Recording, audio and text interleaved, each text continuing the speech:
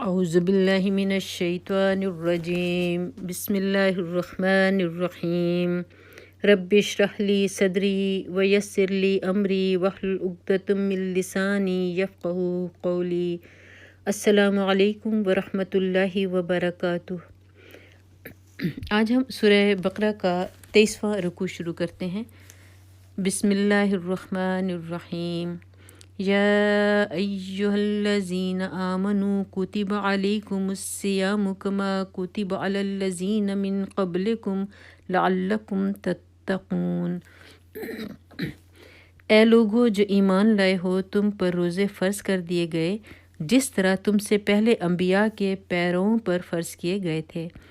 اس سے توقع ہے کہ تم میں تقوی کی صفت پیدا ہوگی۔ اسلام کے اکثر احکام کی طرح روزے کی فرضیت بھی بتدریج عائد کی گئی ہے۔ نبی صلی اللہ علیہ وآلہ وسلم نے ابتدا میں مسلمانوں کو صرف ہر مہینے 3 دن کے روزے رکھنے کی ہدایت فرمائی تھی، مگر یہ روزے فرض نہ تھے۔ پھر 2 ہجری میں رمضان کے روزوں کا یہ حکم قرآن میں نازل ہوا، مگر اس میں اتنی رعایت رکھی گئی کہ جو لوگ روزے کو برداشت کرنے کی طاقت رکھتے ہوں اور پھر بھی روزہ نہ رکھیں، وہ ہر روزے کے بدلے میں ایک مسکین کو کھانا کھلا دیا کریں۔ بعد میں دوسرا حکم نازل ہوا اور یہ عام رعایت منسوخ کر دی گئی، لیکن مریض اور مسافر اور حاملہ یا دودھ پلانے والی عورت اور ایسے بوڑھے لوگوں کے لیے جن میں روزے کی طاقت نہ ہو، اس رعایت کو بدستور باقی رہنے دیا گیا، اور انہیں حکم دیا گیا کہ بعد میں جب عذر باقی نہ رہے تو قضا کے اتنے روزے رکھ لیں جتنے رمضان میں ان سے چھوٹ گئے ہیں۔ ایام معدودات، چند مقرر دنوں کے روزے ہیں۔ فمن کان منکم مریدا او علی سفر فعدۃ من ایام اخر۔ اگر تم میں سے کوئی بیمار ہو یا سفر پر ہو تو دوسرے دنوں میں اتنی ہی تعداد پوری کر لے۔ وعلی الذین یطیقونہ فدیۃ طعام مسکین، اور جو لوگ روزہ رکھنے کی قدرت رکھتے ہوں پھر نہ رکھیں تو وہ فدیہ دیں۔ ایک روزے کا فدیہ ایک مسکین کو کھانا کھلانا ہے۔ فمن تطوع خیرا فہو خیر اللہ، اور جو اپنی خوشی سے کچھ زیادہ بھلائی کرے تو یہ اسی کے لیے بہتر ہے، یعنی ایک سے زیادہ آدمیوں کو کھانا کھلائے، یا یہ کہ روزہ بھی رکھے اور مسکین کو کھانا بھی کھلائے۔ وَأَن تُصُومُوا خَيْرٌ لَكُمْ إِن كُنتُمْ تَعْلَمُونَ، لیکن اگر تم سمجھو تو تمہارے حق میں اچھا یہی ہے کہ روزہ رکھو۔ یہاں تک وہ ابتدائی حکم ہے جو رمضان کے روزوں کے متعلق 2 ہجری میں جنگ بدر سے پہلے نازل ہوا تھا۔ اس کے بعد کی آیات اس کے 1 سال بعد نازل ہوئیں اور مناسبت مضمون کی وجہ سے اسی سلسلہ بیان میں شامل کر دی گئیں۔ شہر رمضان الذی انزل فیہ القرآن ھدی للناس وبینات من الھدی والفرقان۔ رمضان وہ مہینہ ہے جس میں قرآن نازل کیا گیا، جو انسانوں کے لیے سراسر ہدایت ہے اور ایسی واضح تعلیمات پر مشتمل ہے جو راہ راست دکھانے والی اور حق و باطل کا فرق کھول کر رکھ دینے والی ہیں۔ فمن شہد منکم الشہر فلیصم، لہذا اب سے جو شخص اس مہینے کو پائے اس کو لازم ہے کہ اس پورے مہینے کے روزے رکھے۔ ومن کان مریدا او علی سفر فعدۃ من ایام اخر، اور جو کوئی مریض ہو یا سفر پر ہو تو وہ دوسرے دنوں میں روزوں کی تعداد پوری کرے۔ سفر کی حالت میں روزہ رکھنا یا نہ رکھنا آدمی کے اختیار تمیزی پر چھوڑ دیا گیا ہے۔ نبی صلی اللہ علیہ وآلہ وسلم کے ساتھ جو صحابہ اکرام سفر میں جایا کرتے تھے، ان میں سے کوئی روزہ رکھتا تھا اور کوئی نہ رکھتا تھا، اور دونوں گروہوں میں سے کوئی دوسرے پر اعتراض نہ کرتا تھا۔ خود حضرت صلی اللہ علیہ وآلہ وسلم نے بھی کبھی سفر میں روزہ رکھا ہے اور کبھی نہیں رکھا ہے۔ ایک سفر کے موقع پر ایک شخص بدحال ہو کر گر گیا اور اس کے گرد لوگ جمع ہو گئے۔ نبی صلی اللہ علیہ وآلہ وسلم نے یہ حال دیکھ کر دریافت فرمایا، کیا معاملہ ہے؟ عرض کیا گیا، روزے سے ہے۔ فرمایا، یہ نیکی نہیں ہے۔ جنگ کے موقع پر تو آپ صلی اللہ علیہ وآلہ وسلم حکماً روزے سے روک دیا کرتے تھے تاکہ دشمن سے لڑنے میں کوئی کمزوری لاحق نہ ہو۔ حضرت عمر رضی اللہ عنہ کی روایت ہے کہ ہم نبی صلی اللہ علیہ وآلہ وسلم کے ساتھ 2 مرتبہ رمضان میں جنگ پر گئے، پہلی مرتبہ جنگ بدر میں اور آخری مرتبہ فتح مکہ کے موقع پر، اور دونوں مرتبہ ہم نے روزے چھوڑ دیے۔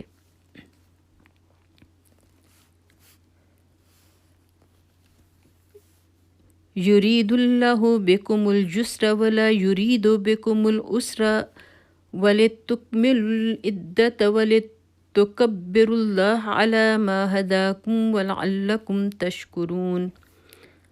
اللہ تمہارے ساتھ نرمی کرنا چاہتا ہے، سختی کرنا نہیں چاہتا، اس لیے یہ طریقہ تمہیں بتایا جا رہا ہے تاکہ تم روزوں کی تعداد پوری کر سکو،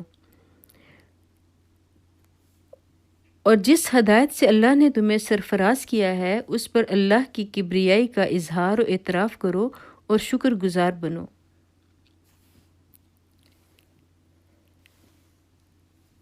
یعنی اللہ نے صرف رمضان ہی کے دنوں کو روزوں کے لیے مخصوص نہیں کر دیا ہے، بلکہ جو لوگ رمضان میں کسی عذر شرعی کی بنا پر روزے نہ رکھ سکیں ان کے لیے دوسرے دنوں میں اس کی قضا کر لینے کا راستہ بھی کھول دیا ہے تاکہ قرآن کی جو نعمت اس نے تم کو دی ہے اس کا شکر ادا کرنے کے قیمتی موقع سے تم محروم نہ رہ جاؤ۔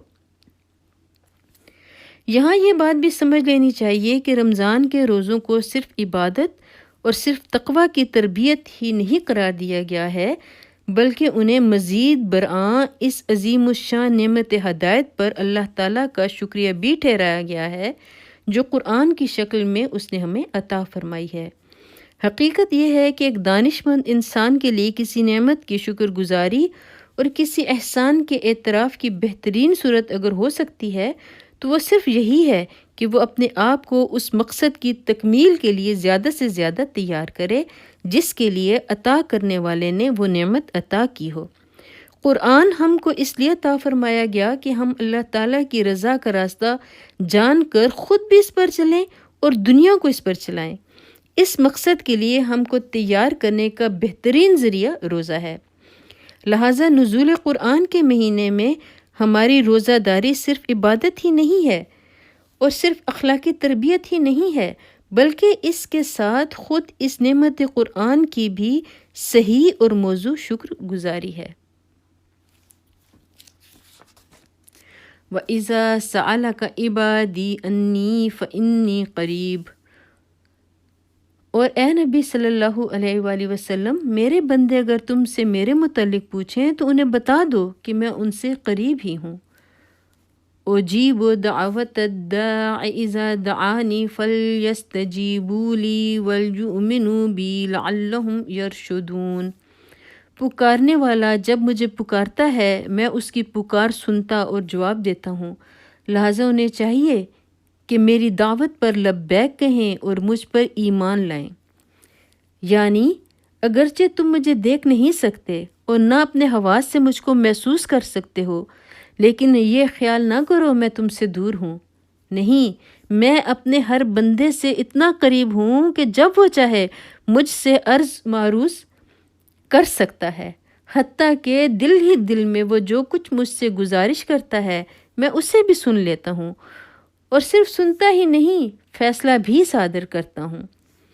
جن بے حقیقت اور بے اختیار ہستیوں کو تم نے اپنی نادانی سے الہ اور رب قرار دے رکھا ہے ان کے پاس تو تمہیں دوڑ دوڑ کر جانا پڑتا ہے، اور پھر بھی نہ وہ تمہاری شنوائی کر سکتے ہیں اور نہ ان میں یہ طاقت ہے کہ تمہاری درخواستوں پر کوئی فیصلہ صادر کر سکیں، مگر میں کائنات بے پایہ کا فرما روائے مطلق، تمام اختیارات اور تمام طاقتوں کا مالک تم سے اتنا قریب ہوں کہ تم خود بغیر کسی واسطے اور وسیلے اور سفارش کے براہ راست ہر وقت ہر جگہ مجھ تک اپنی عرضیاں پہنچا سکتے ہو۔ لہٰذا تم اپنی اس نادانی کو چھوڑ دو کہ ایک ایک بے اختیار بناوٹی خدا کے در پر مارے مارے پھرتے ہو۔ میں جو دعوت تمہیں دے رہا ہوں اس پر لبیک کہہ کر میرا دامن پکڑ لو، میری طرف رجوع کرو، مجھ پر بھروسہ کرو اور میری بندگی اور اطاعت میں آ جاؤ۔ یہ بات تم انہیں سنا دو، شاید کہ وہ راہ راست پالیں، یعنی تمہارے ذریعے سے یہ حقیقت حال معلوم کر کے ان کی آنکھیں کھل جائیں اور وہ اس صحیح رویے کی طرف آ جائیں جس میں ان کی اپنی ہی بھلائی ہے۔ احل لکم لیلۃ الصیام الرفث الی نسائکم، تمہارے لیے روزوں کے زمانے میں راتوں کو اپنی بیویوں کے پاس جانا حلال کر دیا گیا ہے۔ ہن لباس لکم وانتم لباس لہن، وہ تمہارے لیے لباس ہیں اور تم ان کے لیے۔ علم اللہ انکم کنتم تختانون انفسکم فتاب علیکم وعفا عنکم، اللہ کو معلوم ہو گیا ہے کہ تم لوگ چپکے اپنے آپ سے خیانت کر رہے ہو، مگر اس نے تمہارا قصور معاف کر دیا اور تم سے درگزر فرمایا۔ فَالْآنَ بَاشِرُوهُنَّ وَابْتَغُوا مَا كَتَبَ اللَّهُ لَكُمْ، اب تم اپنی بیویوں کے ساتھ شاباشی کرو اور جو لطف اللہ نے تمہارے لیے جائز کر دیا ہے اسے حاصل کرو۔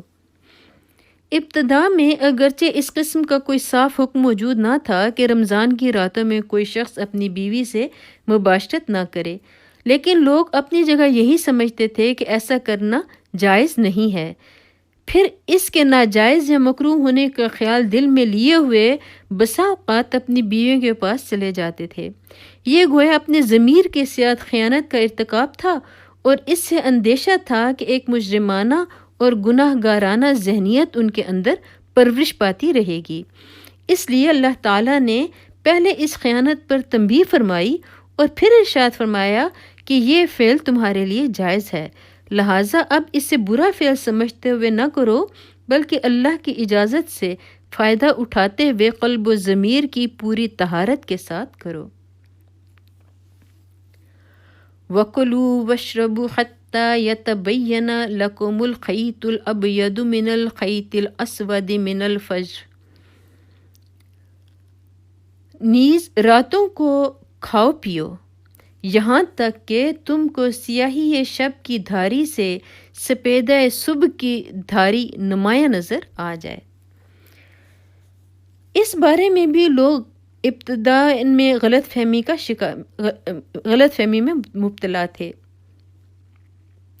کسی کا خیال تھا کہ عشاء کی نماز پڑھنے کے بعد سے کھانا پینا حرام ہو جاتا ہے، اور کوئی یہ سمجھتا تھا کہ رات کو جب تک آدمی جاگ رہا ہو کھا پی سکتا ہے، جہاں سو گیا پھر دوبارہ اٹھ کر وہ کچھ نہیں کھا سکتا۔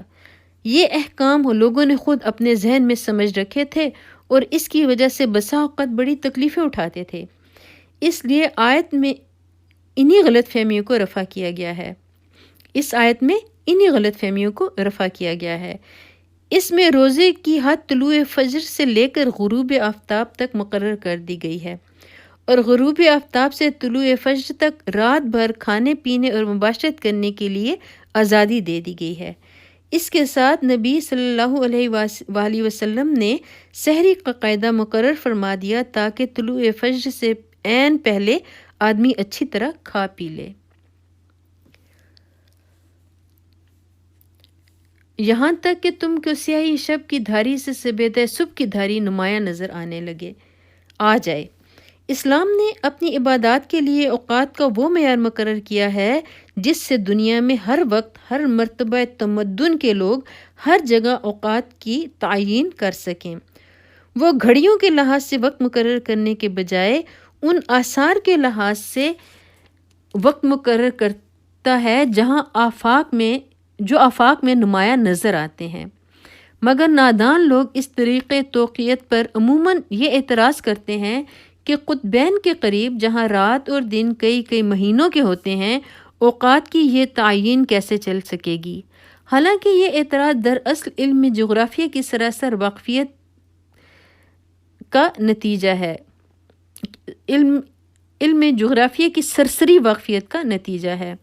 حقیقت میں نہ وہاں 6 مہینوں کی رات اس معنی میں ہوتی ہے اور نہ 6 مہینوں کا دن جس معنی میں ہم خط استوا کے آس پاس رہنے والے لوگ دن اور رات کے لفظ بولتے ہیں۔ خواہ رات کا دور ہو یا دن کا، بہرحال صبح و شام کے آثار وہاں پوری باقاعدگی کے ساتھ افق پر نمایاں ہوتے ہیں، اور انہی کے لحاظ سے وہاں کے لوگ ہماری طرح اپنے سونے جاگنے اور کام کرنے اور تفریح کے اوقات مقرر کرتے ہیں۔ جب گھڑیوں کا رواج عام نہ تھا تب بھی فن لینڈ، ناروے اور گرین لینڈ وغیرہ لوگوں کے لوگ اپنے اوقات معلوم کرتے ہی تھے، اور اس کا ذریعہ یہی افق کے آثار تھے۔ ثم اتم الصیام الی اللیل، تب سب کام چھوڑ کر رات تک اپنا روزہ پورا کرو۔ رات تک روزہ پورا کرنے سے مراد یہ ہے کہ جہاں رات کی سرحد شروع ہوتی ہے وہیں تمہارے روزے کی سرحد ختم ہو جاتی ہے، اور ظاہر ہے کہ رات کی سرحد غروب آفتاب سے شروع ہوتی ہے، لہٰذا غروب آفتاب ہی کے ساتھ افطار کر لینا چاہیے۔ سحر اور افطار کی صحیح علامت یہ ہے کہ جب رات کے آخری حصے میں افق کے مشرقی کنارے پر سفید صبح کی باریک سی دھاری نمودار ہو کر اوپر بڑھنے لگے تو سحری کا وقت ختم ہو جاتا ہے، اور جب دن کے آخری حصے میں مشرق کی جانب سے رات کی سیاہی بلند ہوتی نظر آئے تو افطار کا وقت آ جاتا ہے۔ آج کل لوگ سحری اور افطاری دونوں کے معاملے میں شدت احتیاط کی بنا پر کچھ بے جا تشدد برتنے لگے ہیں، مگر شریعت نے ان دونوں اوقات کی کوئی ایسی حد بندی نہیں کی ہے جس سے چند سیکنڈ یا چند منٹ ادھر ادھر ہو جانے سے آدمی کا روزہ خراب ہو جاتا ہے۔ سحر میں سیاہی شب سے سبیدہ سحر کا نمودار ہونا اچھی خاصی گنجائش اپنے اندر رکھتا ہے، اور ایک شخص کے لیے یہ بالکل صحیح ہے کہ اگر عین طلوع فجر کے وقت اس کی آنکھ کھلی ہو تو وہ جلدی سے اٹھ کر کچھ کھا پی لے۔ حدیث میں آتا ہے کہ حضور صلی اللہ علیہ وآلہ وسلم نے فرمایا، اگر تم میں سے کوئی شخص سحری کھا رہا ہو اور اذان کی آواز آ جائے تو فوراً چھوڑ نہ دے بلکہ اپنی حاجت بھر کر کھا پی لے۔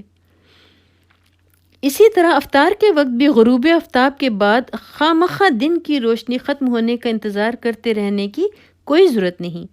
نبی صلی اللہ علیہ وآلہ وسلم سورج ڈوبتے ہی حضرت بلال رضی اللہ عنہ کو آواز دیتے تھے کہ لاؤ ہمارا شربت۔ حضرت بلال رضی اللہ عنہ عرض کرتے کہ یا رسول اللہ صلی اللہ علیہ وآلہ وسلم، ابھی تو دن چمک رہا ہے۔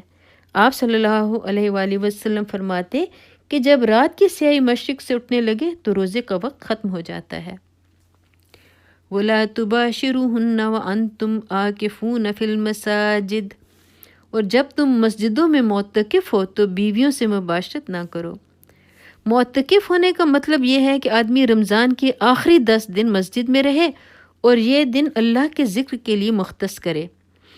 اس اعتکاف کی حالت میں آدمی اپنی انسانی حاجات کے لیے مسجد سے باہر جا سکتا ہے، مگر لازم ہے کہ وہ اپنے آپ کو شہوانی لذتوں سے روکے رکھے۔ تِلْکَ حدود اللہ فلا تقربوها، یہ اللہ کی باندھی ہوئی حدیں ہیں، ان کے قریب نہ پھٹکنا۔ یہ نہیں فرمایا کہ ان حدوں سے تجاوز نہ کرنا، بلکہ یہ فرمایا کہ ان کے قریب نہ پھٹکنا۔ اس کا مطلب یہ ہے کہ جس مقام سے معصیت کی حد شروع ہوتی ہے، عین اسی مقام کے آخری کناروں پر گھومتے رہنا آدمی کے لیے خطرناک ہے۔ سلامتی اس میں ہے کہ آدمی سرحد سے دور ہی رہے تاکہ بھولے سے بھی قدم اس کے پار نہ چلا جائے۔ افسوس ہے کہ بہت سے لوگ جو شریعت کی روح سے ناواقف ہیں ہمیشہ اجازت کی آخری حدوں تک کی جانے پر اصرار کرتے ہیں، اور بہت سے علماء و مشائخ بھی اسی غرض کے لیے سندیں ڈھونڈ ڈھونڈ کر جواز کی آخری حدیں انہیں بتایا کرتے ہیں تاکہ وہ اس باریک خط امتیاز ہی پر گھومتے رہیں جہاں اطاعت اور معصیت کے درمیان محض بال برابر فاصلہ رہ جاتا ہے۔ اسی کا نتیجہ ہے کہ بکثرت لوگ معصیت اور معصیت سے بھی بڑھ کر ضلالت میں مبتلا ہو رہے ہیں، کیونکہ ان باریک سرحدی خطوط کی تمیز اور ان کے کنارے پہنچ کر اپنے آپ کو قابو میں رکھنا ہر ایک کے بس کا کام نہیں ہے۔ كَذَلِكَ يُبَيِّنُ اللَّهُ آيَاتِهِ لِلنَّاسِ لَعَلَّهُمْ يَتَّقُونَ، اس طرح اللہ اپنے احکام لوگوں کے لیے بصراحت بیان کرتا ہے، توقع ہے کہ وہ غلط رویے سے بچیں گے۔ وَلَا تَأْكُلُوا أَمْوَالَكُمْ بَيْنَكُمْ بِالْبَاطِلِ وَتُدْلُوا بِهَا إِلَى الْحُكَّامِ لِتَأْكُلُوا فَرِيقًا مِّنْ أَمْوَالِ النَّاسِ بِالْإِثْمِ وَأَنْتُمْ تَعْلَمُونَ۔ اور تم لوگ نہ تو آپس میں ایک دوسرے کے مال ناروا طریقے سے کھاؤ اور نہ حاکموں کے آگے ان کو اس غرض کے لیے پیش کرو کہ تمہیں دوسروں کے مال کا کوئی حصہ قصداً ظالمانہ طریقے سے کھانے کا موقع مل جائے۔ اس آیت کا ایک مفہوم تو یہ ہے کہ حاکموں کو رشوت دے کر ناجائز فائدے اٹھانے کی کوشش نہ کرو، اور دوسرا مفہوم یہ ہے کہ جب تم خود جانتے ہو کہ مال دوسرے شخص کا ہے تو محض اس لیے کہ اس کے پاس اپنی ملکیت کا کوئی ثبوت نہیں ہے اس کا مقدمہ عدالت میں نہ لے جاؤ۔